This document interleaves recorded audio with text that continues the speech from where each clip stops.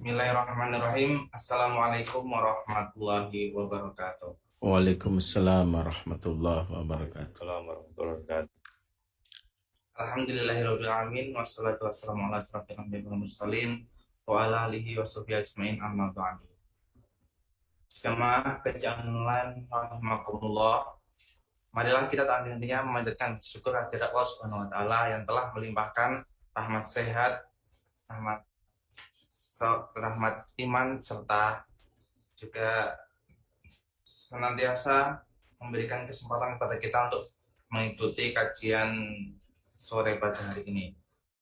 Kemudian selawat serta salam tak lupa kita aturkan kepada Nabi kita, Nabi Agung Muhammad SAW yang kita nantikan syafaatnya di yaumil akhir kelak. Amin. Alhamdulillahirrahmanirrahim. Seperti kajian biasanya, hari ini kita akan memulai kajian untuk sore hari ini yang insya Allah kita akan dibersamai dengan Ustadz Bendri Jaisurrahman.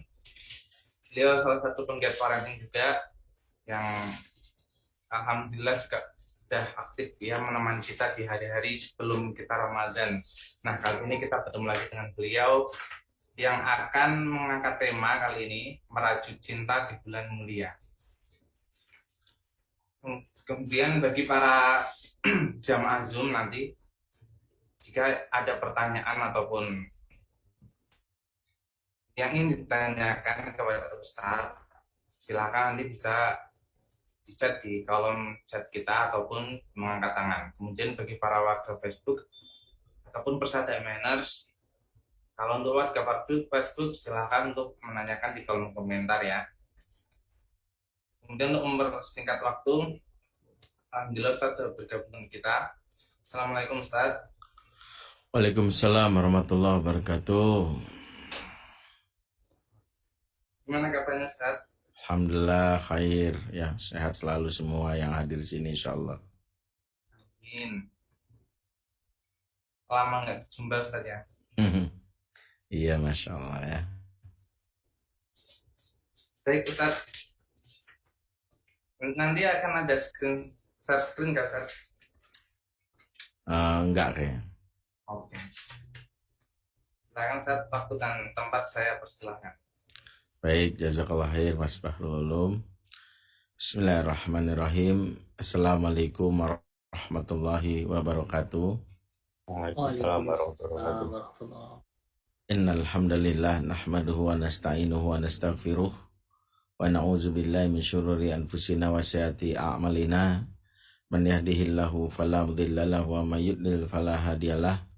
Asyhadu an la ilaha illallah wahdahu la syarikalah wa asyhadu anna Muhammadan abduhu wa rasuluhu alladzi la nabiyya ba'dah wa la haula wa la quwata illa billahi wa ba'd.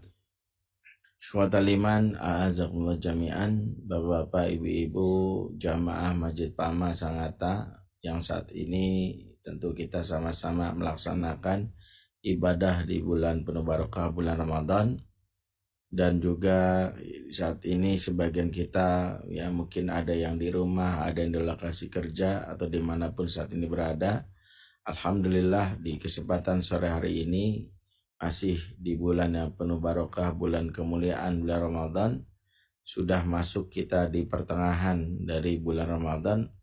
Setengah dari ibadah yang kita lakukan bulan Ramadan ini mudah-mudahan bisa mengukur sejauh mana kualifikasi kita, sudahkah kita layak ya dalam hal ini meraih ya derajat takwa dan piala kemenangan di akhir nanti. Karena biasanya orang-orang yang dalam hal ini ya memiliki bakat pemenang biasanya sudah nampak di awal-awal di babak penyisihan. Dan kita bisa mengukur diri kita, kalau ternyata masih banyak bolong-bolongnya, kurang-kurangnya, maka ini masih ada kesempatan kita memperbaiki di yang akhir. Karena Rasulullah bersabda, innamal a'malu bi khawatimiha. Sesungguhnya amal itu ditentukan di penghujung akhirnya. Karena masih ada tersisa sekitar 15 atau 16 hari lagi, maka maksimalkanlah kita untuk berburu dalam hal ini bagaimana mengejar apa-apa yang kurang di bulan yang sebelum, di hari-hari sebelumnya. Kesempatan sore ini kita berbahas yang terkait dengan tema keluarga, yaitu merajut cinta di bulan yang mulia. Di dalam keluarga, cinta ini adalah pengikat. Cintalah yang membuat seseorang itu ingin selalu pulang. Cinta pula yang membuat di sini ada Mas Aris pengen mudik gitu ya. Kalau nggak ada cinta mungkin enakan betah di Pama ya, fasilitasnya mungkin lebih besar. Atau beberapa pekerja di sini yang mungkin kalaulah bukan karena cinta, sepertinya adalah orang itu ya mungkin lebih betah berluar. Karena itu kehadiran cinta dalam keluarga walaupun bukan satu-satunya, tapi menjadi hal yang penting. Hal yang membuat seseorang itu merasakan kedamaian dan ketenangan, bahkan membuat seseorang ingin rindu. Magnetnya rumah ada di hubungan di antara anggota keluarga yang membuat mereka selalu ingin pulang. Inilah gambaran dari apa yang kita kenal dalam Al-Quran sebagai yaitu sakinah, mawadah, dan rahmah. Dan inilah yang membuat seseorang itu merasakan betapa surga di dunia sudah mereka peroleh. Baiti jannati sudah mereka dapatkan sebelum surga yang ada di akhirat. Maka keberadaan cinta ini sangatlah tepat kalau kita sekarang kita evaluasi. Yaitu ketika di bulan penuh kemuliaan. Bagaimana kita bisa mengevaluasinya? Kita bisa mendetek apakah cinta itu masih hadir saat ini di rumah kita, atau cinta itu perlahan-lahan sudah lenyap, hanya berganti sekedar kewajiban semata-mata yang mungkin tidaklah salah kita sekedar melaksanakan kewajiban. Tapi ketika cinta tidak ada, maka kewajiban yang kita lakukan tidak memiliki energi ruh ya.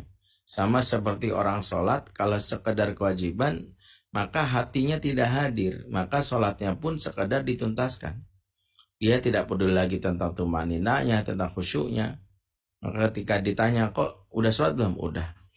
Kok buru-buru banget? Yang penting kan sholat. Beda dengan orang yang mencintai sholat.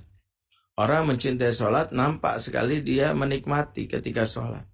Bahkan setiap waktu dia menantikan terdengar suara azan. Cinta itulah yang membuat kita menikmati proses yang kita alami termasuk dalam berkeluarga. Maka ketika cinta tidak hadir, kita akan bisa melihat beberapa ciri-ciri yang mungkin ini menjadi awal kita merasakan jangan-jangan cinta itu sudah lenyap ya seiring dengan kesibukan kita dan bekerja. Apa itu? Yang pertama, ketika cinta sudah tidak hadir dalam rumah, ketika kita sudah malas berdekatan secara fisik. Malas berdekatan secara fisik adalah indikator bahwa kita sejatinya tidak lagi memiliki cinta. Karena cinta dalam konteks dekat secara fisik inilah yang disebut dengan al-mawaddah. Mawaddah inilah yang menjadi awal dari seseorang itu selalu rasa nyaman berdekatan secara fisik. Bahkan puncak dari suami istri yang berdekatan secara fisik itu diwujudkan, mohon maaf ya, dengan ya al-jima, ya, dengan berhubungan intim. Ya, Syekh Hasan Al-Basri pernah ditanya tentang makna mawaddah ya.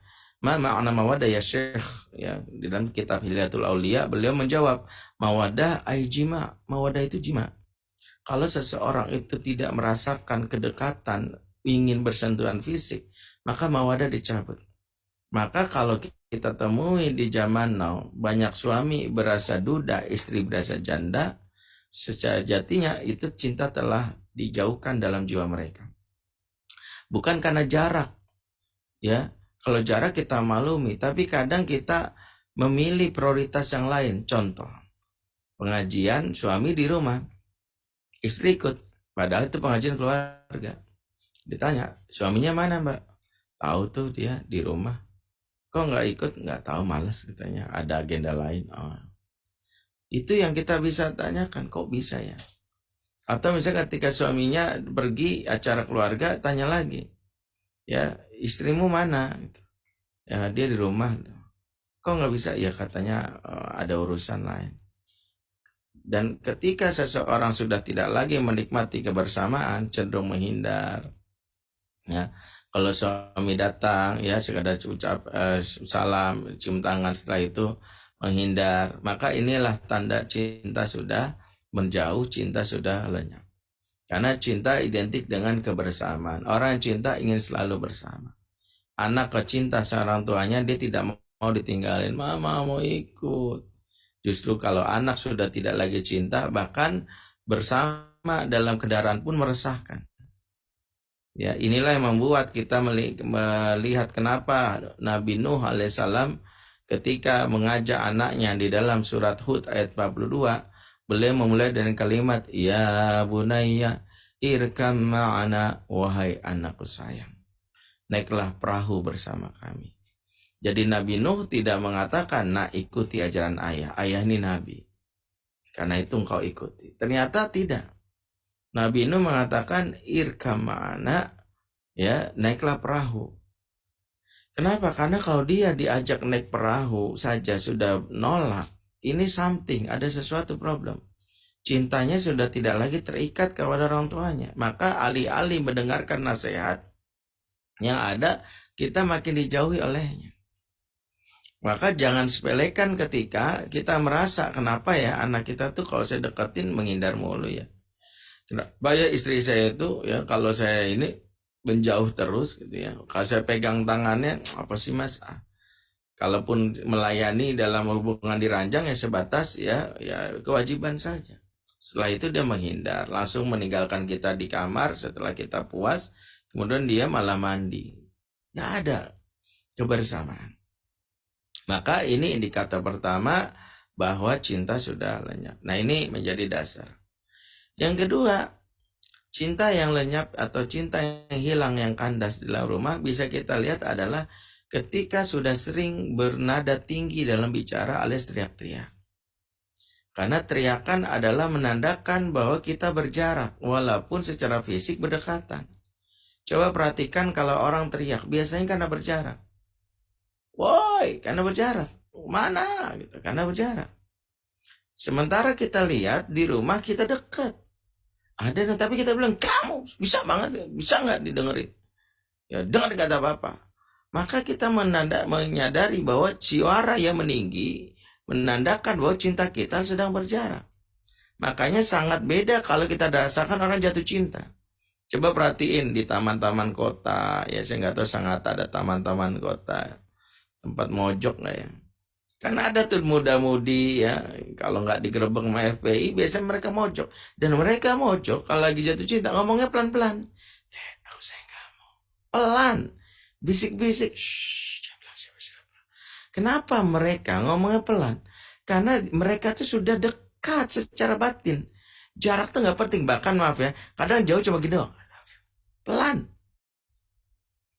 Kenapa bisa seperti itu? Karena cinta yang mendekatkan. Walaupun secara fisik jauh, tapi secara batin mereka dekat. Maka kita dapati di dalam rumah yang sering teriak-teriak, itu tanda bahwa sudah tak ada lagi cinta. Sebaliknya jika masing-masing bicara lembut, ya adek sini, mas kenapa sih mas, pelan enak gitu, suara gini, itu menandakan adanya cinta. Jadi cinta menagih ya, bagaimana melatih suara kita menjadi lebih lembut ya. Jadi kalau rumah sudah teriak itu bahaya. Yang ketiga, cinta yang kandas, cinta yang lenyap di dalam rumah bisa kita lihat ketika tak ada senyum dan tawa. Senyum dan tawa adalah sebuah pertanda orang yang sedang lagi kasmaran cinta. Oke, orang lagi kasmaran, lihat deh mukanya. Baru nerima surat aja nggak bisa nada. Ya Allah. Gitu, kebayang gitu. Itu orang lagi kasmaran tuh gitu. Lu kenapa sih gitu? Enggak gitu. Ya, cinta itu membuat seorang itu mudah senyum, mudah tawa. Makanya ketika seseorang itu mendapatkan rasa sakit pun karena cinta, dibalas dengan tawa. Coba perhatikan, istri yang kita cinta menyubit kita. Secara normal itu sakit. Tapi kita senyum. Kenapa? Karena nyubit istri dan kita cinta. Tapi jangankan istri ya. Ya, misalnya ada orang lain, bukan istri, enggak nyubit dia cuma Noel, bencong misalnya di perempatan lampu merah, Noel kita gitu ya, macam masalah mas, terima masalah, gitu ya.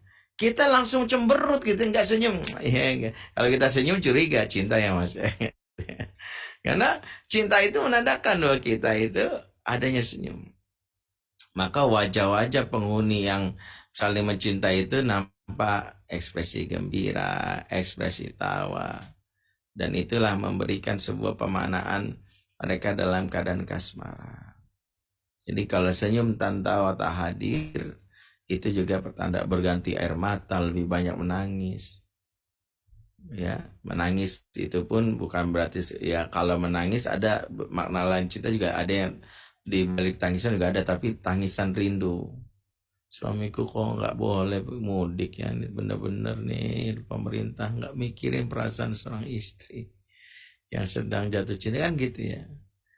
Jadi ada yang namanya kerinduan dan itu tangis, tapi ketangisan itu bukan karena kehadiran kita, tapi justru ketidakhadiran kita. Begitu kita hadir, kalaupun tangis, tangisan bahagia nampak, kita bisa bedakan air matanya air mata bahagia.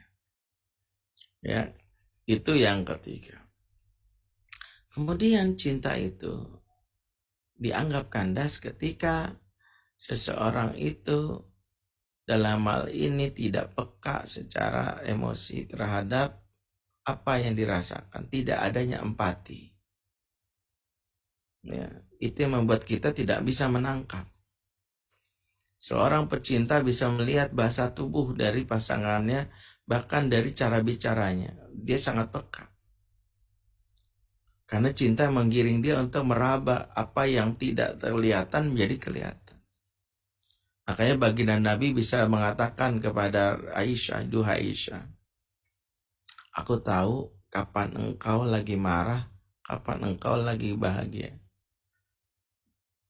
Maka Aisyah bertanya, "Dari mana engkau tahu ya Rasulullah?" Kalau engkau lagi bahagia, kalau engkau lagi marah, engkau sering bersumpah, "Wa Rabbi Ibrahim," demi Tuhannya Ibrahim. Tapi kalau engkau lagi sayang sama aku, engkau bersumpahnya dengan "Wa Rabbi Muhammad," demi Tuhannya Muhammad. Betapa pekanya Rasulullah. Ya. Aisyah pun tersipu. Betul Rasulullah, aku tidak bisa menyebut namamu di saat aku marah. Walaupun Tuhannya Ibrahim, Tuhannya Muhammad sama-sama Allah. Maka kita bisa menangkap itu. Ya, maka kalau kita peka bahasa tubuh istri itu bisa kita peka, wah lagi gak suka dan jangan polos gitu ya ketika kita ngeliat istri ya, ketika di rumah di dapur membunyikan piring, gelas, panci, sendok berbarengan dengan polos, kita bilang kamu tuh mantan orkestra band yang sangat cerdas musikal. Padahal dia sedang mengembangkan piring, sendok, panci, diaduk prang. Kita sambil nyanyi gitu, maju tak gentar, benar-benar digaplok itu sama istri. Karena nggak peka. Sementara Rasulullah pada saat Aisyah Ummul Mukminin membanting piring depannya, Rasulullah memahami yang lebih esensi dari itu. Rasulullah tidak memahaminya gini, songong nih, bagi orang-orang yang dengki akan bilang gini, songong deh. Aisyah kok songong sama suaminya? Karena dia tidak menangkap di balik perasaan itu. Ada perasaan kehilangan cinta. Maka Rasulullah pun mengatakan sesuatu, gorot umukum, ini bukan lagi cemburu. Hati-hati, cinta yang dalam hal ini tidak bisa ya membuat seorang itu peka merasa. Itu juga menandakan bahwa sudah tidak ada empati, itu juga bagian dari hilangnya cinta. Dan yang kelima, cukup 5 saja untuk mengajarkan cinta yang hilang itu ketika sudah tak ada lagi cemburu.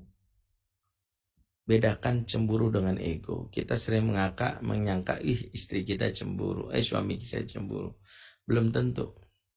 Bisa jadi sebenarnya ego. Bedanya di mana? Saya kasih contoh. Ketika misalnya seorang suami mengatakan kepada pada istrinya, aku mana ngeliat kamu naik ojek. Dan ojeknya laki-laki, kamu tuh gak bener tuh. Kok naik ojek laki-laki sih? Nah, sebagian kita menganggap apa ini cemburu? Belum tentu. Kalau tiba-tiba istrinya bilang, ya udah deh mas, maafin ya mas, besok kamu yang anterin aku ya, enak aja, berangkat sendiri, itu ego. ego itu tidak ingin si wanita itu ya dalam hal ini dirayu atau dekat dengan yang lain, tapi kita sendiri tidak mau memberikan yang terbaik. Kalau cemburu enggak. Cemburu tuh gini, ketika kita bilang, kok mau laki-laki lain sih? Emang nggak ada suami apa? Ya udah maafin aku ya mas, besok kamu yang anterin aku ya. Ya gitu dong, harusnya aku yang nganterin kamu. Aku lebih berhak anterin kamu. Itu cemburu. Itu cemburu. Ketika istri misalnya, kamu ngapain sih mas sih WA gitu sama perempuan lain? Iya deh maafin aku. Begitu kita kirim WA yang sama dalam bahasa yang lebih ini kan, apa sih mah jijik banget ah. Itu bukan cemburu, itu ego. Kayak cemburu gitu, dia ingin diperlakukan yang sama dengan yang orang kamu lakukan lain. Makanya jangan GR para suami kalau tiba-tiba ya dalam hal ini ya seorang istri itu ya tidak misalnya mengatakan dirinya bahwa seolah-olah dia ya misalnya cemburu, padahal dia bisa jadi ego. Atau bisa jadi ada suami istri yang bisa jadi kesannya dia sudah tidak cemburu ya bahkan mengikhlaskan kita, tapi sebenarnya bisa jadi dia sudah tidak cinta. Jadi ketika tidak ada cemburu itu juga menjadi indikator ya, misalnya dibalik istri yang mengatakan, mas kamu nikah lagi aja deh mas. Sebuah laki-laki yes akhirnya diizinkan. Waspadalah, kalimat ini bukan sekedar nih, kamu nikah lagi aja ya mas, biar kamu ada yang melayani. Di balik kalimat ini waspada, jangan-jangan istri udah gak cinta. Jadi jangan GR. Ada seorang suami yang BR, oh ya Allah engkau wanita soleha, gak nyangka ya ternyata engkau dapat hidayah membuat aku bisa nikah lagi. Ya Allah makasih sayangku. Di balik kalimat ini bisa jadi tersimpan I don't care about you. Saya udah gak peduli sama kamu. Ya, yang penting transferan lancar aja sama saya, tapi saya gak mau melayani kamu. Supaya biar ada yang melayani kamu nikah lagi aja deh. Ya, yang penting status kita masih suami istri, dan aku tetap jadi istri kamu secara status, tapi aku gak usah ngelayanin kamu. Tapi kamu tetap itu. Nah ini suami-suami kayak gini kadang gak peka, itu berarti tanda, jangan-jangan dia gak cinta ya. Kalau ada istri yang tiba-tiba mengizinkan untuk poligami, ya wajib kita tuh bertanya, kamu ngomong gini karena udah gak sayang gitu, jangan malah yes gitu. Jangan bilang gitu ya.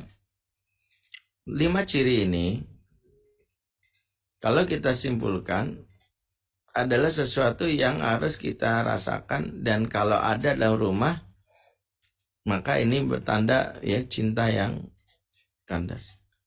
Ini kenapa putus-putus ya?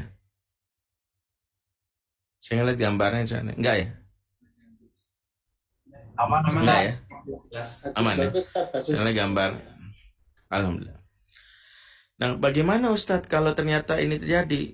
Maka ini kita berada di bulan yang luar biasa, bulan Ramadan, di mana bulan ini sendiri inilah bulan yang kita bisa merajut cinta, karena modal cinta itu sejatinya cuma 2. Dijelaskan dalam surat Maryam ayat 96. Ya.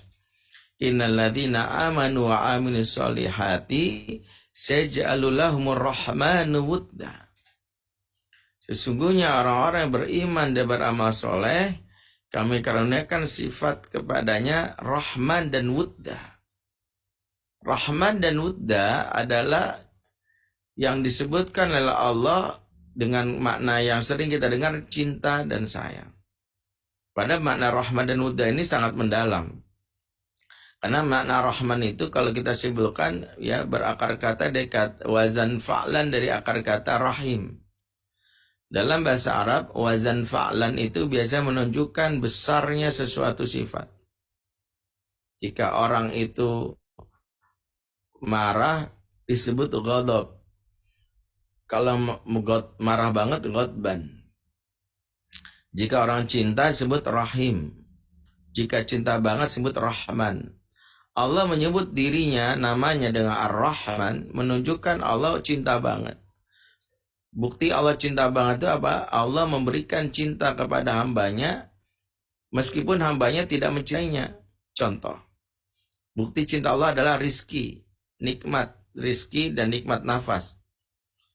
Elon Musk, apalagi yang orang kaya, Bill Gates, ya, Carlos siapa itu, Carlos Slim dan macam-macam, itu orang kaya yang nggak beriman, kafir mereka. Tapi kok bisa rizkinya banyak? Karena Allah punya sifat Rahman. Meskipun kau tidak mencintaiku, aku kasih. Itu dahsyatnya sifat Ar-Rahman itu. Dimana kata Ar-Rahman itu menunjukkan cinta tanpa syarat.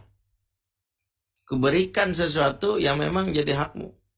Ya, kalau kau tidak mau, ya sudah, tetap aja kuberikan. Inilah disebut cinta tanpa syarat. Maka kata Rahman dalam ayat ini menunjukkan betapa kita akan mendapatkan cinta ini dalam keluarga kita. Dimana cinta Rahman ini diwujudkan dengan apa? Ya, kalimat I love you just the way you are. Ya, aku mencintai kamu apa adanya, benar ada apanya. Ya, apa adanya. Ya, terutama bagi suami ini ngomong gini setelah lihat istri itu mukanya kusem, ya, ngelihat mukanya itu uel-uelan gitu. Niat hati mau nyuruh ke salon, betul tahu harga salon ya 20 juta, langsung aku mencintai kamu apa adanya gitu. Jadi, ya, setelah menyadari ternyata biaya salon mahal ya. Gitu, langsung mencintai kamu apa adanya. Cinta yang tanpa syarat itu, cinta yang I love you just the way you are tadi, biasanya itu adalah puncak dari cinta. Awal nikah kita mencintainya karena, setelah menikah kita mencintainya walaupun. Ya, sebelum menikah karena, setelah menikah walaupun kamu bau, walaupun kamu bawel, walaupun kamu ya suka ngorok. Maka itu yang membuat seseorang itu tidak lagi memberikan syarat. Bu, suami ibu kok itu ya bau banget ya sebagainya. Iya, maafin suami saya ya. Kok ibu betah ya? Ya, dia kan suami saya. Ya kayak gitu, itu udah cinta namanya Rahman. Sebagaimana juga cinta seorang ayah pada anaknya gitu. Anaknya bandel, anak apa, tetap nggak berubah. Pak, aku ini Pak, nggak punya uang, aku kelaparan. Ya Allah nak. Ya walaupun anaknya mungkin kabur atau apa, iya ya papa kirimin. Orang bilang ngapain dikasih anak kayak gitu? Dia udah kabur dari rumah, dia udah misalnya bikin malu keluarga, dia udah apa nggak percaya lagi sama agama, nggak usah ditolong orang kayak gitu. Kalau orangnya Rahman dia nggak, tapi berbantu anak saya harus bantu dia. Itu Rahman. Itulah yang kita harus miliki. Betapa Nabi Nuh punya cinta Rahman itu kepada anaknya Yam atau Kan'an. Sebutkan dalam surat tadi, Hud ayat 42. Buktinya apa? Dia memanggil anaknya di awal dan kalimat Ya Bunaya, wahai anakku sayang. Kalimat Ya Bunaya ini isim tasgir li tahabbub, panggilan menunjukkan cinta. Bagaimana mungkin ya anak Nabi Nuh ini kafir. Tapi Nuh manggil Pak kafir itu kan puncak dari bandelnya seseorang. Ya, kalau orang sebut bandel itu puncaknya kafir. Maka Allah kalau perzina dia masih beriman, didosa sih di masuk neraka, tapi dia insya Allah ya masih setelah dibersihkan masuk surga karena dia masih mengakui Allah sebagai Tuhan. Tapi kalau kafir meskipun soleh apapun, dalam tanda kutip soleh maksud baik apapun, nggak bisa masuk surga. Ya. Abu Thalib misalnya, luar biasa dia, baiknya itu nolong Rasul. Bayangkan, tapi dia kafir. Makanya maaf, puncak dari kebandelan seorang itu kafir. Anak Nabi Nuh ini bandelnya udah puncaknya, nggak sekadar dia makin narkoba, bukan sekedar dia nonton film porno, bukan sekedar candu games, tapi anak Nabi Nuh ini kafir. Tapi lihat panggilan Nabi Nuh, wahai anakku sayang. Coba lihat, ada ortu kalau memanggil sayang biasanya pakai panggilan yang karena pas anaknya lagi berbuat baik. Misalnya anak habis murojaah hafalan, Masya Allah anakku sayang sini. Anaknya habis baca Quran, Allahu Akbar, cintanya papa sini. Ketika dia berbuat baik, kamil cinta itu keluar. Tapi ketika ada pelaporan, Pak, anak bapak habis kabur dari sekolah, anak bapak DO, anak bapak hamilin anak tetangga, yang muncul apa? Astagfirullahaladzim, ya Allah, dasar anak setan, sini. Nah ini, kalau kita simpulkan, tidak ada Rahman di situ. Makanya Nuh mengajarkan apa disebut Rahman. Sebab puncak dari cinta itu, kita tetap memanggil seseorang dengan panggilan istimewa, meskipun dia mengecewakan kita. Makanya kalau kita punya sifat Rahman itu, sama pasangan gak berubah panggilan kita, walaupun itu sayang, walaupun engkau menyakitiku, ya itu aku tetap mencintai itu. Bayangkan, itu Rahman. Yang kedua, Wudda. Rahman Wudda, Maryam 96. Wudda itu yang tadi sudah kita bahas, ya, akar kata dari mawadah itu Wudda, yang artinya cinta yang membuat seorang ingin mendekat. Kebersamaan itu Wudda. Ketika seorang ingin bersama, mendekat itu namanya Wudda. Maka ayat ini memberi isyarat betapa Allah Subhanahu wa taala memberikan kepada manusia, orang beriman, dua sifat. Itu adalah cinta Rahman dan cinta Wudda. Bagaimana supaya cinta ini muncul dalam keluarga kita? Maka bacalah ayat ini, tadaburilah ketika Allah memulai dengan kalimat innalladzina amanu. Sesungguhnya orang-orang yang beriman, maka syarat mutlak cinta ini hadir beriman. Maka momentum Ramadan ini momentum untuk menghadirkan cinta, karena kita sedang mengokohkan keimanan kita. Semakin beriman, semakin Allah kokohkan. Karena cinta itu makhluk Allah yang hadirnya seiring dengan kehendak Allah. Jadi kita harus menyadari cinta itu nggak bisa dibuat-buat, dicipta-ciptain sama kita. Itulah mengapa Allah sebutkan dalam surat Al-Anfal ayat 63. Wa allafa baina qulubihim. Dialah Allah yang menyatukan hati mereka. Dialah Allah, kata Allah. Lau anfaqta ma fil ardi jami'a ma alafta baina qulubihim. Sumpama kamu mengumpulkan harta di muka bumi yang menyatukan hati manusia, nggak bakal bisa.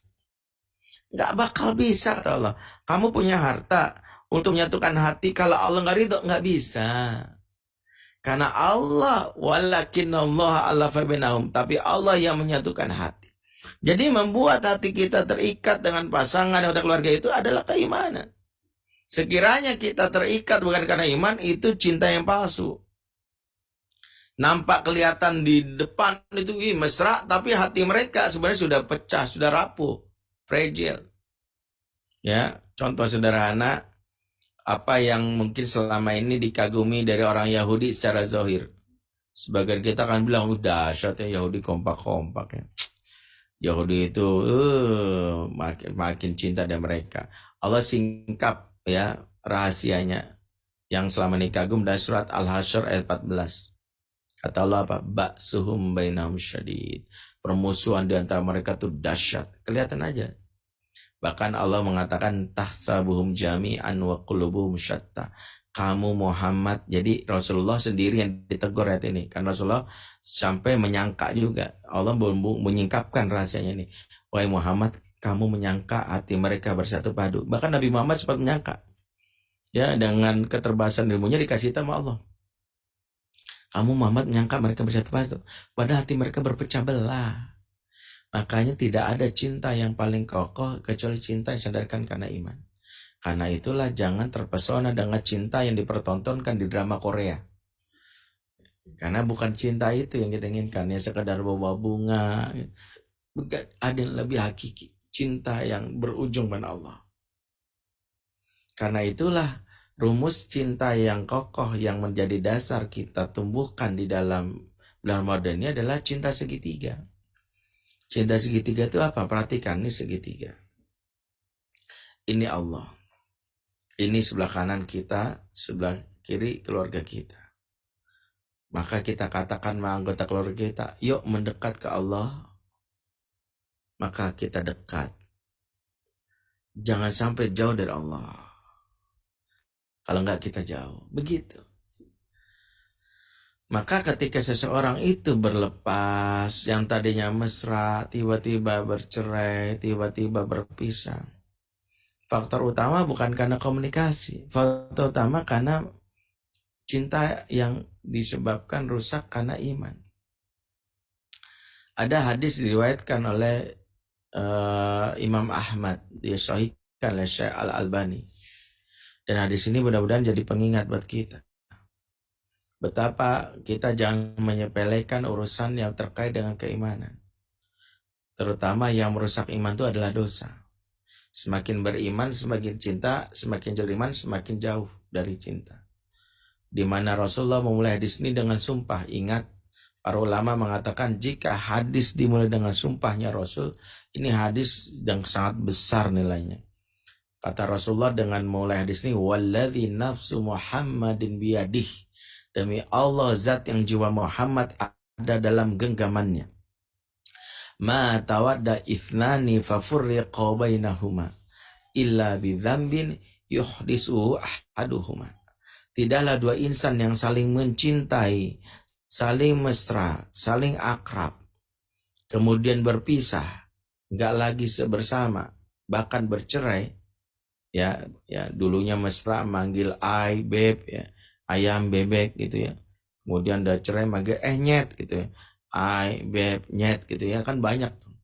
Dulunya mesra, akrab, kemudian berpisah, lalu bercerai. Illa bidzambin yuhdisu ahaduma, kecuali hal tersebut terjadi karena dosa salah satu di antara mereka. Jadi yang menghancurkan keluarga, cinta dalam keluarga itu dosa. Yang menghancurkan cinta dalam rumah tangga itu dosa. Makanya dosa dan cinta itu berbanding terbalik. Banyak dosa, kering cinta. Sedikit dosa, banyak cinta. Maka bulan Ramadan, bulan penghancuran dosa. Supaya cinta tumbuh. Logikanya begitu. Makanya syahrul maghfirah, banyakin ampun. Makanya ketika Adam dan Hawa terpisah dari surga karena melakukan satu dosa, nama dosanya salah makan. Dosanya itu sederhana, salah makan.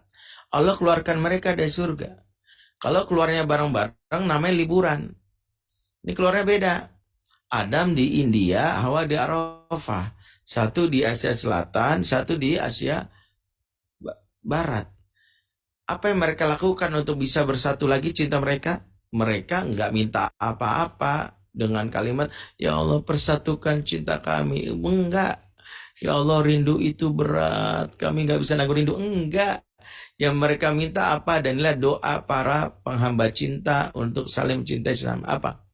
Rabbana zolamna anfusana wa illam taghfir lana wa tarhamna lanakunanna minal khasirin. Maka doa ini perbanyak. Di bulan Ramadan ini perbanyak. Perbanyak doa iktiraf yang membuat Nabi Adam akhirnya dipersatukan oleh Bunda Hawa. Yaitu doa yang memohon ampunan Allah. Ya Tuhan kami telah menzalimi diri kami. Sekiranya Engkau tidak ampuni, niscaya kami rugi. Ampuni kami. Jadi mintanya ampun gitu doang. Enggak bilang gitu, ya Allah jatuhkan. Enggak, nanti belakangan itu.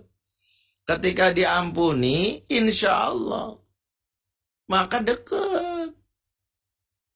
Kenapa sih cinta kita kandas? Kenapa tiba-tiba istri benci sama kita? Coba perhatiin, ada dosa. Makanya jangan memikirkan faktor teknis dulu. Ada seorang suami, maaf kata ya, dia selingkuh, bahkan sampai berzina. Sampai akhirnya ketahuan istrinya dan istrinya mengajukan gugatan cerai. Sampai akhirnya dibujuk-bujuk, aku janji saya nggak akan melakukan itu lagi, please beri aku kesempatan. Sampai akhirnya mereka membuat perjanjian di atas materai, saya saksinya, tanda tangan saya. So, istri suami ini berjanji tidak akan berzina, berselingkuh lagi dengan kepada wanita lain. Baru perjanjian tanda tangan, sebulan kemudian laki-laki ini berselingkuh lagi, berzina lagi. Udah nggak ada ampun, istrinya langsung bilang, nggak, sudah bulat pesanku, nggak bisa, cerai. Suaminya mohon-mohon udah nggak bisa, nelpon lah saya, maafin saya Ustadz bisa jadi marah, tapi please Ustadz bantu saya gimana cara biar istri saya nggak gugat cerai. Ustadz kan ustadznya, dia lebih dengar kata Ustadz, bantu saya Ustadz gitu, saya tobat Ustadz, tobat, saya benar-benar mohon Ustadz, saya nggak mau rumah tangga saya karam, saya kasih mana anak saya. Saat itulah saya belum pernah saya ngomong keras sama orang kecuali saat itu. Saya bilang gini, antum tahu nggak? Antum lebih mikirin cintanya manusia, istri antum dibandingkan cintanya Allah. Yang antum melakukan itu dosanya ke Allah, bukan sekedar ke istri. Kalau sekiranya istri memaafkan antum, tapi Allah tidak maafkan antum karena dosa antum, maka antum hidup gak akan bahagia. Rumah tangga antum bermasalah. Gak akan ada tumbuh cinta lagi. Selamanya. Makanya kesalahan antum tuh satu. Udah berzina, yang dipikirin perasaan istri, bukan Allah. Mohon maaf kata kasar gini, pun sekiranya bercerai gak masalah. Tapi Allah mengampuni antum bahagia. Antum lebih pengen cintanya Allah atau cintanya makhluk? Langsung dia nangis. Ya Allah Ustaz, ya. Gak usah pikirin istri. Mau cerai gak ada masalah. Sekarang pikirinlah diri antum di hadapan Allah. Maka ini yang diperbaiki. Jadi kalau kita merasa bahwa cinta kita kandas, jangan, waduh kurang transferan nih. Aduh, ini jarang merayu nih. Nanti periksa dosa kita. Ya Allah. Ampun, minta ampun. Nah, momentum Ramadan ini momentum. Ya Allah, benar-benar aku sadar ya Allah. Ampuni abang ya. Makanya Ramadan ini kalau yang meraju cinta nggak ada kalimat lain kecuali istighfar. Allahumma innaka afun tuhibbul afwa fa'fu anni. Baca. Ini doa yang dibaca bulan Ramadan. Mau Rabbana zalamna juga bisa. Mau Allahumma innaka afun tuhibbul afwa fa'fu anni juga bisa. Atau pakai doanya Sayyidul Istighfar, Allahumma anta rabbi la ilaha illa anta, itu juga bisa. Atau mau doanya istighfar saja, astagfirullahaladzim juga bisa. Yang penting istighfar. Inilah momentum kita untuk merajut cinta. Innalladzina amanu. Dah, amanunya berarti ke Allah. Wa amilus solihat, dan yang melakukan amal soleh. Ketika iman itu sudah kita kuatkan Allah, maka lakukan amal soleh yang diyakini para ulama. Amal soleh itu amalan yang membuat kita makin mencintai. Dan momentum ini bisa kita lihat di bulan Ramadan. Contoh, kita diberi kesempatan untuk makan bersama.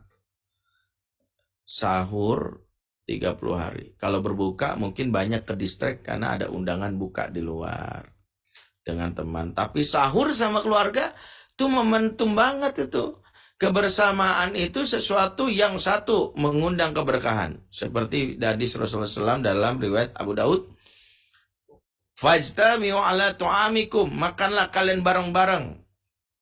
Wadhkuru ismallahi alaihi yubarak lakum fi. Sebut nama Allah di dalamnya, niscaya turun keberkahan kepada kalian. Makan bareng itu mendatangkan keberkahan. Makanya jangan sampai momentum sahur itu ada yang satu, aku nggak usah sahur deh, aku udah biasa puasa 18 jam di Eropa. No, sahur bukan uji nyali main kuat-kuatan, tapi sahur mendatangkan keberkahan. Please ya dek, tetap sahur, ngobrol aja meja makan.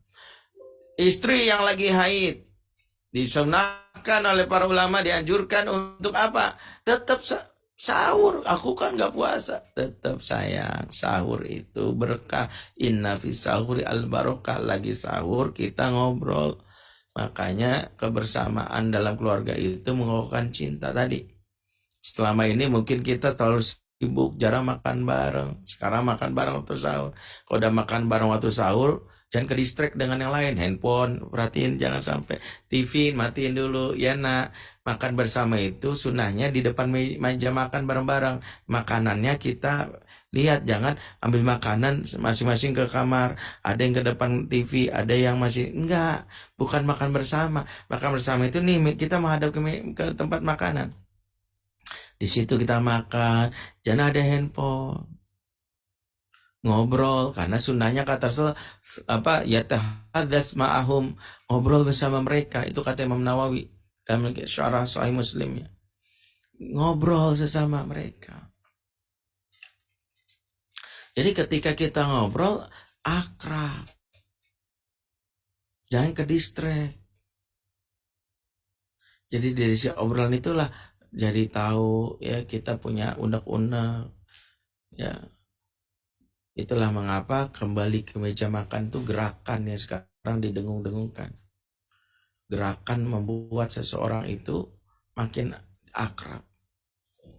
Ya, para ahli sudah mengatakan kembali ke meja makan. Itu gerakannya. Kayak kita lihat ada iklannya itu kan, biskuit Kongguan itu kan logonya itu di meja makan, makan bareng. Itu kampanye gitu. Walaupun bapaknya kagak ada, cuma ada ibu sama anak-anak doang. Ternyata bapaknya ada di biskuit Nissin, ya ternyata beda produk. Bapaknya di endorse produk Nissin, ya anak sama istri di biskuit Kongguan. Ini mungkin keluarga yang sangat ekonomis, mencari peluang bisnis. Beda kontrak nggak masalah sayang. Makanya kalau kita baik hati menyatukan keluarga mereka, beli produk dua-duanya taruh di meja. Nah tuh ketemu tuh Pak, tuh bini lagi makan itu. Itu kalau kita main baik-baik gitu ya. Seperti itu. Ya jadi kita kayak melakukan acara tali kasih gitu ya. Makan bersama. Apalagi cinta yang tumbuh dengan apa? Seringnya kita melakukan aktivitas seperti misalnya ya memberi hadiah. Tahadu tahabbu. Itu juga. Jangan pelit. Tahadu tahabbu. Karena hadiah itu memberikan perasaan cinta. Suami jangan bilang gini, saya tuh udah ngasih nafkah Ustadz. Pak, nafkah itu kewajiban. Sehingga dianggap biasa. Si hadiah itu bonus. Dianggap cinta. Perusahaan ngasih gaji, karyawan mah biasa aja. Emang kewajiban lu. Kan gue udah jalan tugas. Tapi begitu perusahaan bilang, bonus nih ya, yang gak mudik, karena sudah bersabar gak mudik, kita kasih bonus 10 kali gaji. Weh, perusahaan kita gitu ya. Ya aminin Pak, kan aja bener gitu ya. Yang gitu ya. 10 kali gaji bos. Iya gitu, Masya Allah. Dikasih. Masya Allah. Kita kan jadi cinta. Perusahaan ini baik banget. Kita kerja lebih dari sejam aja dihitung. Gak apa-apa saya bayar kamu. Ya Allah baik banget sih. Ada aja bonus. Diumrohkan. Gimana kita nggak cinta coba sama perusahaan itu? Nyaman, adem, izin sebentar, ini kan baik. Cinta itu tumbuh. Makanya hadiah itu menumbuhkan cinta. Kalau ada suami bilang, saya udah nafkahi, nggak pernah absen. Nafkah itu wajib. Makanya nggak tumbuh cinta. Namanya kewajiban. Tapi kalau hadiah, memberikan kejutan. Apalagi kalau kita berikan kejutannya itu yang membuat istri terharu saat dia ulang tahun atau anniversary pernikahan kita. Boleh nggak memberi hadiah? Boleh Ustaz. Boleh aja. Ya kita nggak usah kasih I love you, itu udah biasa. Tapi tulis I love you dari susunan uang 100 ribuan di kamar. I love you, tumpukin gitu. Di bingkai Maloga Mulia itu. Istri pasti speechless tuh, begap itu, ya Allah so sweet tuh, istri yang normal. Kalau istri yang gak normal begitu ngeliat itu, siapa yang berantakin nih? Itu tanda masalah. Itu. Apalagi ucap salam, absyus salam. Makanya rumah tangga yang tidak dalam hal ini gak mengucapkan salam juga petaka itu. Saya iseng-iseng pernah nanya rumah tangga yang sering konflik. Salah satunya ternyata mereka nggak pernah ngucapin salam di antara mereka. Padahal salam itu menumbuhkan cinta. Karena dalam salam itu ada doa yang di makna salam itu ada kumpulan kebahagiaan. Itu termasuk salah satunya. Ucapkan salam. Rasulullah itu ngucapin salam. Itu sungguh-sungguh. Kita jangan sampai ngucapin salam itu buru-buru. Waalaikum nggak ada mana. Waalaikumsalam. Tapi assalamualaikum. Itu. Apalagi yang kelima yang bisa menunjukkan cinta selain hadiah, ucapkan salam, sentuhan fisik. Bersentuhan fisik, menggenggam tangan, mencium pipi sesama ya keluarga boleh, sama istri apalagi. Ya, berpelukan ya, karena ternyata riset juga menyebutkan sentuhan fisik berpelukan yang intensif ya akan memicu hormon happiness yang mengokohkan. namanya oksitosin yang melekatkan. Makanya sentuhan fisik itu penting. Ya, mencegah konflik. Ya, itulah mengapa Teletubbies jarang konflik ya, karena sering berpelukan. Gitu ya. Jadi kita juga harus belajar di situ.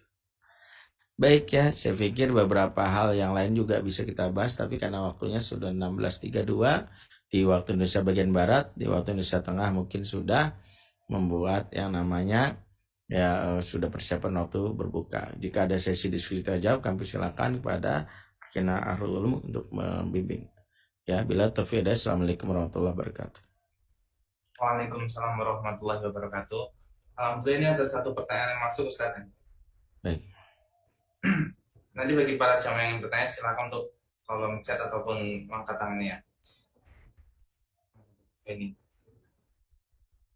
Ustaz tanya nggih, di usia pernikahan keberapa biasanya bisa mencapai puncak samawa? Sedangkan kadang-kadang kami ini kangen masa-masa berantem, konflik, dan problem komunikasi. Seperti itu Ustaz mungkin. Kalau ditanya di puncak berapa itu tidak ada yang bisa menjamin ya. Karena yang namanya cinta sampai kepada Rahman dan Buddha itu berada di seperti layaknya nanjak gunung. Ada orang yang cepat memperolehnya, ada yang mungkin tidak bisa memperolehnya, ada yang mungkin tertatih-tatih memperolehnya. Tapi selama kita punya visi misi, maka itu yang akan membuat kita saling menjaga. Jadi konflik itu pun bukan sesuatu yang menunjukkan kok kami ya tidak sampai kepada ya yang seperti biasanya. Tidak. Konflik sendiri sejatinya ya adalah sesuatu yang kita anggap sebagai jamu pahit yang menyehatkan. Dia pahit tapi menyehatkan. Kalau kita mengelolanya dengan baik. Tapi kalau kita tidak mengelola dengan baik, konflik itu ibarat racun pahit yang mematikan. Sama-sama pahit, yang satu menyehatkan, satu menyakitkan.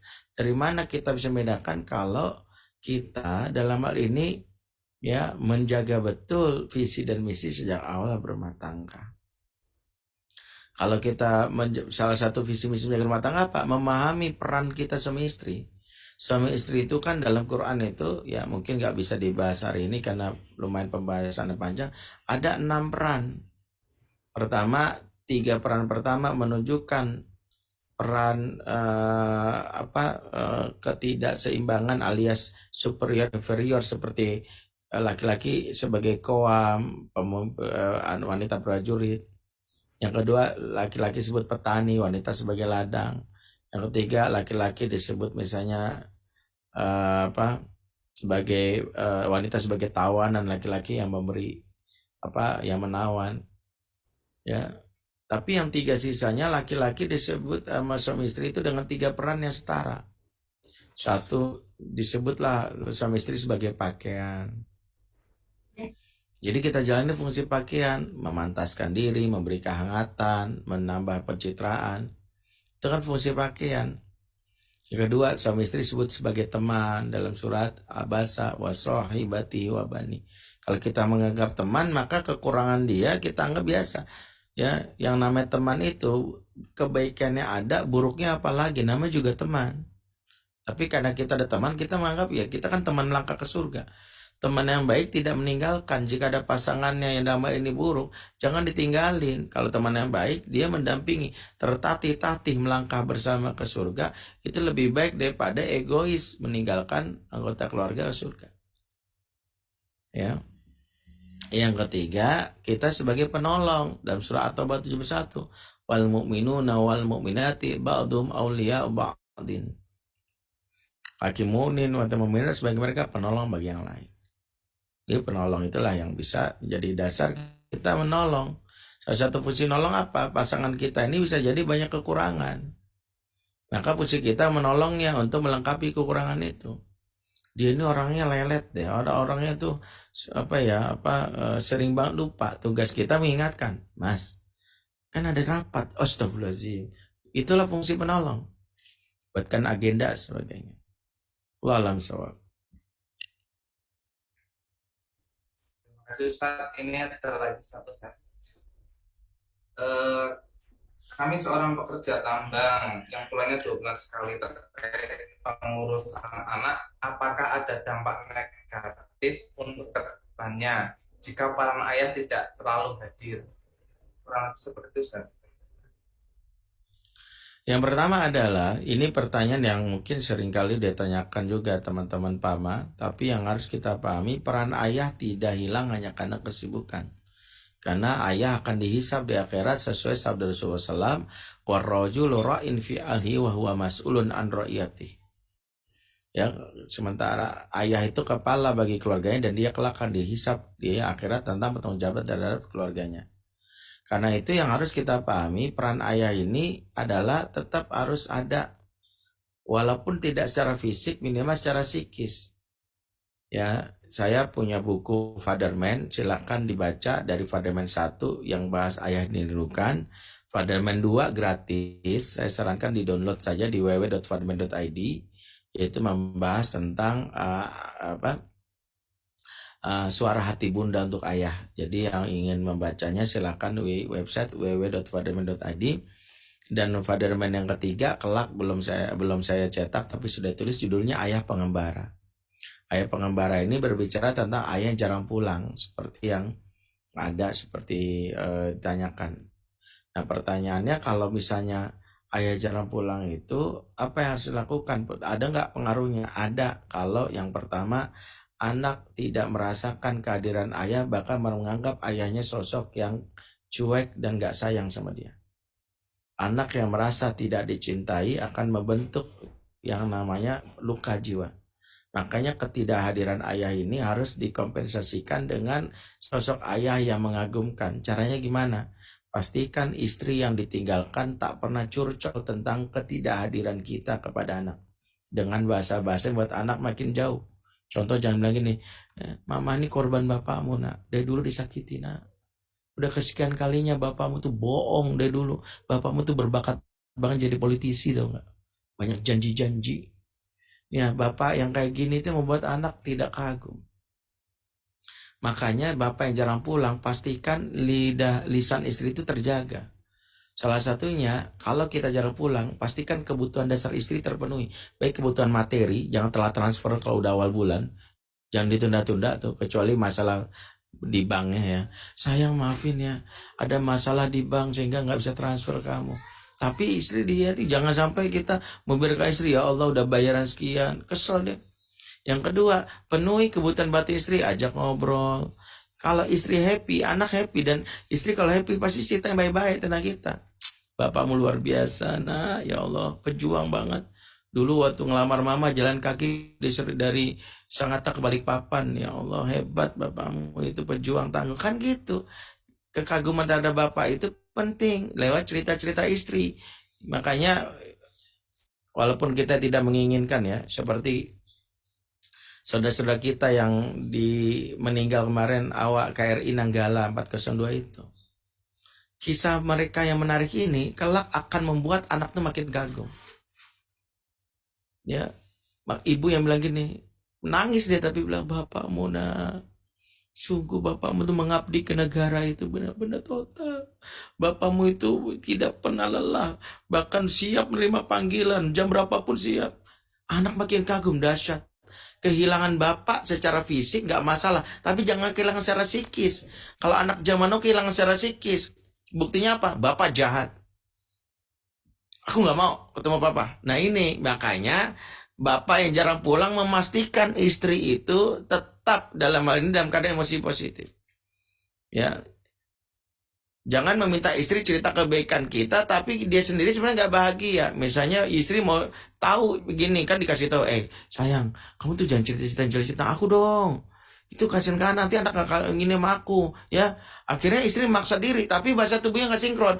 Bapak kamu baik baik banget. Kan anak lihat, bohong banget ya, apaan tuh, mama disakiti gitu. Makanya nggak bisa bohong bahasa tubuh istri, ya. Jadi kalau ditanya saya gimana dampaknya gitu, kalau misalnya sampai anak merasa bahwa bapaknya itu sosok yang nggak peduli sama dia luka batin. Kalau luka batin anak sama bapak itu dampaknya mana-mana Pak. Kalau saya sebut bapak ngeri nanti, termasuk puncaknya anak jadi gay. Ya, sebagian laki-laki jadi gay itu karena bapak yang yang dianggap tidak hadir dalam jiwa mereka. Yang kedua, bapak hadir secara memanfaatkan stimulasi. Saya sarankan bapak ya membaca buku-buku tumbuh kembang anak, sehingga kalaupun nelpon tahu, oh anak saya TK nih, kalau anak TK harus ngomong gimana nih, oh anak saya remaja nih, kalau remaja apa yang tanya nih, kalau remaja nih pakai pendekatan apa nih, jangan banyak nasihat nih, tahu rumusnya. Ya sampai bapak ke anak TK berlaku kayak anak remaja, karena remaja kan TK nggak nyambung, karena ingat usia setiap anak berbeda-beda, beda stimulasinya. Anak TK bisa harus atraktif ya. Kadang kalau guru TK kan gitu, tangan ke atas, tangan ke samping, tangan ke depan, duduk yang rapi ore. Coba mana anak SMA, tangan ke atas, anak SMA digituin, muntah dia. Anak SMA ngomongnya bisa serius. Assalamualaikum warahmatullahi wabarakatuh. Gimana nak? Itu serius. Tapi kamu anak TK, Assalamualaikum warahmatullahi wabarakatuh. Innalhamdulillah. Dimatiin langsung. Ya, Ustadz Abdul Somad kok salah siaran gitu ya. Gitu ya. Jadi kita harus pahami itu. Wallahu a'lam bishawab. Ya, bukunya di www.farman.id, gratis tuh, di-download aja.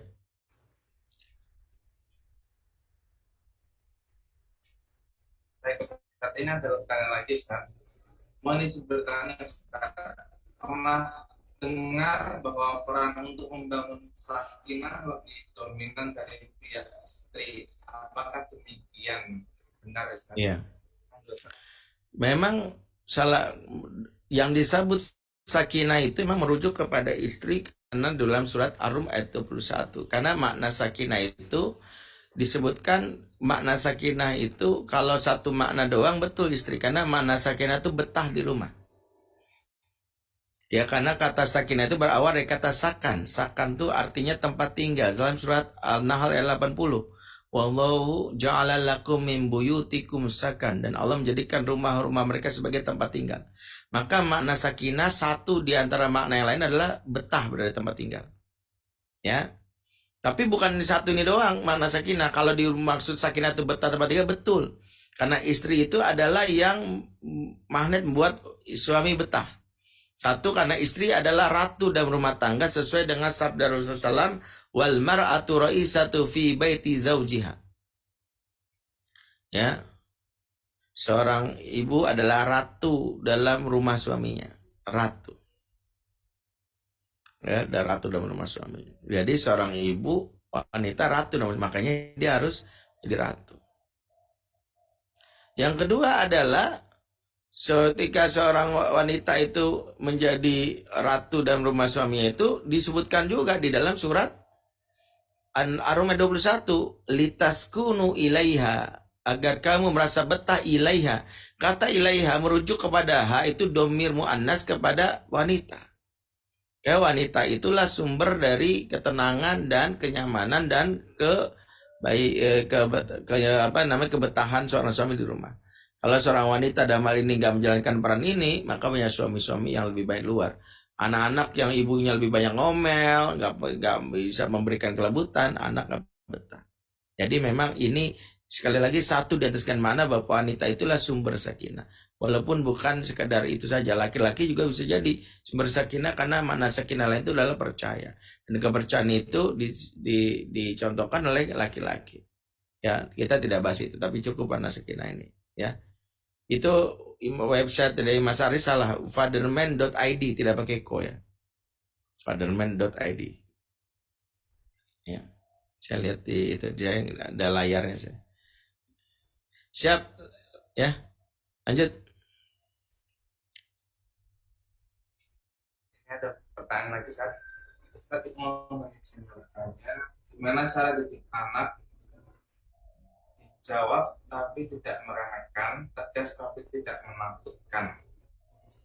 Ya, itu pembahasan yang panjang, ada di buku Fatherman. Intinya gini, Al-Quran menceritakan tugas ortu itu dua, wa ma arsalnaka illa mubasysyiran wa nadhira. Tidaklah engkau diutus Muhammad kecuali kasih kabar gembira dan peringatan. Kabar gembira peringatan ini adalah tahap apalah sesuatu yang diajarkan oleh Rasulullah SAW. Dan Allah juga menjelaskan ini, bahwa yang pertama kali adalah dekat sama anak itu adalah sesuai dengan tumbuh kembangnya. Bagaimana anak supaya dekat tetapi tidak meremehkan, itu adalah apa yang kita stimulasi di usia tumbuh kembangnya. Di umur 0 sampai 7 tahun itu umur ketika anak-anak itu dia secara zahir itu belum tumbuh akal. Maka di umur ini anak-anak memang kebutuhan emosinya dipuasin. Jadikan dia seperti raja kalau kata Ali. Nah, ketika umur 7 tahun ke atas akal sudah aktif, barulah dia jadi tawanan. Maksudnya kita baru mulai dengar peraturan, ikat peraturan. Peraturan-peraturan itu tidak akan membebani dia kalau sesuai dengan tahapan usianya. Karena sejatinya anak tuh gampang diatur kalau dia sudah jatuh cinta sama kita. Kata Ibnu Taimiyah dalam Majmu'ul Fatawa, fa innal qalba malik wal a'dha'u junuduhu. Sesungguhnya hati itu raja, yang lain itu prajurit. Kalau hati sudah tunduk, yang lain ngekor. Makanya kalau hati sudah tunduk, yang lain ngekor. Anak-anak itu kalau hatinya sudah tunduk, yang lain ngekor. Sehingga sejatinya kalau kita kuat di bonding di 0 sampai 7 nggak ada masalah. Jadi ketika 0 sampai 7 memang kita jangan banyak aturan dulu, karena di sini usia membuat anak nyaman secara emosi. Karena di umur ini anak cuma prinsip like or dislike, suka atau nggak suka. Kalau kita udah banyak aturan, nanti dia akan menjauh. Kalaupun ada aturan yang mengarahkan. Seperti Rasulullah misalnya ketika ada anak tirinya lari-larian ya di meja makan, itu yang merusak. Apa kata Rasulullah? Bukan gini, jangan lari, gak boleh. Enggak, Rasul bukan bilang gak boleh. Kata Rasulullah, ya gulam samilah ta'ala wa kul biyaminik wa kul bimayalik. Nah, ayo sayang, makan ya, sebut nama Allah ya. Makan pakai tangan kananmu dan makan paling dekat denganmu. Makanya kalau di umur anak belum umur 7 tahun, umur tamyiz, kita itu banyakin ngarahin aja. Adek, berjalan aja dek. Adek bicara pelan ya dek. Bukan, jangan teriak. Cukup, adek bicara pelan. Adek kata-kata yang baik. Adek ya, adek bersikap baik sama. Jadi diarahkan berlakunya. Ya, wallahu a'lam bishawab.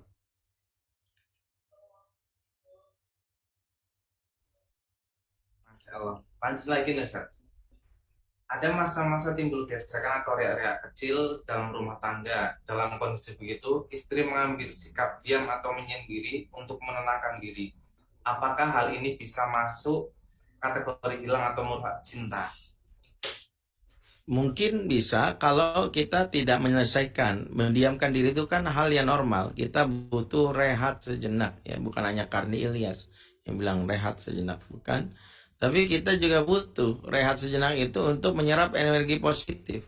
Makanya ketika Rasulullah dengan Aisyah konflik, Aisyah izin meninggalkan rumah Rasul ke rumah ayahnya Abu Bakar, dan itu boleh saja. Atau misalnya apa yang dialami oleh Ali. Kalau saat itu Ali yang keluar dari rumah, karena memang yang tepat itu kalau masalah rumah tangga ada, yang keluar rumah itu harusnya Ali. Kalau wanita khawatirnya ke tempat yang salah, kecuali ke rumah orang tuanya. Ali itu keluar dia waktu Rasulullah datang, Aina ibnu Ami, kata Rasulullah kepada Fatimah, di mana sepupuku Ali? Kata Fatimah, baini wa bainahu syai'un, antara aku dan dia ada masalah, antara aku dan dia ada problem ya. Makanya ketika dia sampaikan itu, langsunglah dia akhirnya dicari, ternyata Ali lagi berada di mana, di masjid. Jadi kalau kita lihat kebiasaan kita kalau sedang masalah itu memang cenderung menghindar dulu, dan itu biasa. Tapi akan menjadi masalah kalau setelah itu nggak diselesaikan. Misalnya gini, istri misalnya lagi kesel karena tiba-tiba dia menghindar, dan itu sah. Tapi setelah tenang dia datang, nggak diomongin. Karena ada tabiat wanita bilang gini, alah lupain aja deh. Namanya juga itu, dan juga hilang. Masalah tuh, melupakan masalah itu justru masalah, karena masalahnya nggak hilang. Karena ada yang bilang gini, yaudahlah dibawa tidur aja deh gitu. Dibawa tidur. Ya kalau dibawa tidur itu menghilangkan masalah, maka bangsa kita butuh tidur. Karena bangsa kita banyak masalah kan gitu. Makanya bukan dibawa tidur, masa itu diobrolin. Kalau kita udah tenang bilang, Mas, ya kemarin kan aku tuh kesel banget sama kamu. Tapi sekarang udah enggak sih. Aku tuh ngerasa kamu tuh merendahkan aku banget deh. Ya, itu yang harus kita biasain. Aku nggak suka kamu bilang begini, begini, begini. Aku ngerasa nggak dihargai. Nah, itu kalau udah tenang tuh. Jadi jangan bilang lupain. Karena kalau dilupain, kantong jiwa kita tuh punya batas daya tampung. Kelamaan menyerap emosi negatif, nggak diomongin, lama-lama jeger, pecah.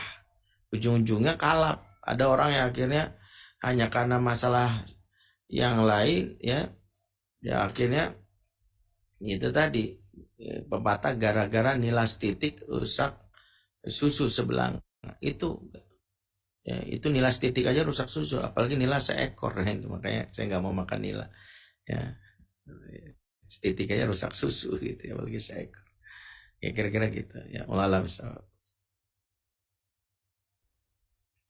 Allah, terima kasih Ustaz atas jawabannya. Semoga bisa memberi kepahaman bagi kita semua. Kemudian berhubung waktu sudah menyampaikan waktu sudah pada pukul 18.00, maka dari itu kami mohon undur, mohon pamit. Terima kasih kepada Ustadz Bendri telah membersamai kami hari ini. Semoga apa yang disampaikan beliau menjadi pelajaran bagi kita semua, sehingga menambah kadar cinta kita di bulan mulia ini. Terima kasih Ustadz. Ustadz, mohon di akhir untuk memimpin doa bersama-sama. Baik, mari kita berdoa bersama-sama untuk diri kita, keluarga, dan masyarakat bangsa kita ini. Auzubillahi minasyaitonirrajim. Bismillahirrahmanirrahim. Alhamdulillahirabbil alamin, hamdan syakirin, hamdan na'imin, hamdan yuafi ni'amahu wa yukafi mazidah. Ya Rabbana lakal hamdu kaman bagi li jalali wajhikal karim wa azimi sultanik. Allahumma shalli ala sayyidina Muhammad wa ala sayyidina Muhammad. Allahumma anta rabbuna la ilaha illa anta khalaqtana wa nahnu abiduk wa nahnu ala ahdik wa wadika mastata'na. A'udzubika min syarri ma sana'na, nabulaka bi ni'matika alaina wa nabu bi dzunubina faghfir lana fa innahu la yaghfiru dzunuba illa anta. Allahumma inna ala dzikrika wa syukrika wa husni ibadatik. Allahumma ya muqallibal qulub tsabbit qulubana ala dinik. Allahumma ya musrifal qulub sarif qulubana ala ta'atik. Rabbana atina min ladunka rahmah wa hayyi lana min amrina rasyada. Rabbana hab lana min azwajina wa dzurriyyatina qurrata a'yun waj'alna lil muttaqina imama. Rabbana fil lana wa liwalidina warhamhum kama rabbana shighara. Rabbana atina fid dunya hasanah wa fil akhirati hasanah wa qina adzabannar. Subhana rabbika rabbil izzati amma yasifun wa salamun alal mursalin walhamdulillahirabbil alamin. Assalamualaikum subhanakallahumma bihamdik asyhadu an la ilaha illa anta astaghfiruka wa atubu ilaik. Assalamualaikum warahmatullahi wabarakatuh. Waalaikumsalam warahmatullahi wabarakatuh. Sekian dari kami, mohon maaf bila ada salah kata ataupun perbuatan. Akhir kalam, mari kita menutup kajian pada sore ini dengan membaca doa kafaratul majelis. Subhanaka wa bihamdika asyhadu an la ilaha illa anta astaghfiruka wa atubu ilaik. Kemudian untuk akhir ini saya ucapkan terima kasih kepada para partisipan yang telah bergabung baik di Zoom ataupun di Facebook. Assalamualaikum warahmatullahi wabarakatuh. Waalaikumsalam warahmatullahi wabarakatuh.